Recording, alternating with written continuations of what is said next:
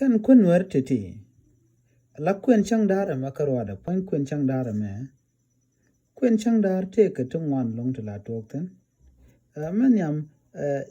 la ok tungwan long la ka ti keten ok ti ngwan kanok tungwan to meteleka chinyamo cha bu kam ka kwen chang dar de rok ti jandaro wi de kan gol ki ok ti jandok ki ok ti jan bakelwa to ko to gol ka chonyal meteleka cha nyama cha bu kwen ka chang dar ramo kangai kono kwen chang dar wa kwen meteka poduno cha peko ka de cha la nyal jin mi e jira muguro kweni ka war ki kwen war me kwen war hokka kwiga kwen kan ko wel diech ki o wel ki mi cha je kono ba yin na mi mon tama mi jira metel do de chu kwen bo war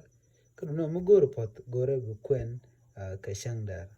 kwen wa te ga rik tungwana jan ko jan te ga don la na do ga je te ga tor mu la gor no mo la rik tungwala ka no nga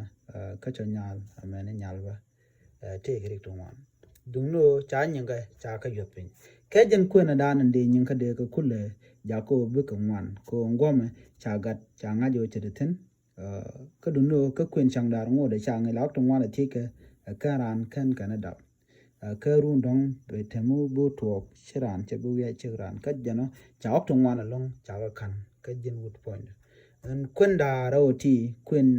war kan kwen chang dar gwa ye long du no pe ok tong wala ti ke tin kala ti ka rik tong wana to lat ke tin lo la le she to jiram dan kwen la nyu dia la ka nan ka chang mo to de shin da ro la ga la til ga la kan na ga dia ka kwen war goma jeno ngajin je mi sinyal mi shi rot ke she kwal bete ko ok tor long to yor pin cha ja tap ke long shin to ro ke ne ko nyami ro de ne de kon gu jo to mi shang wer mi de go kun war me jende jago to bete ko to wana ko jen trade te ka gat ko gat mi te ten gat postpone ka gat jen din jen ka jen gor mare te ka ya te ma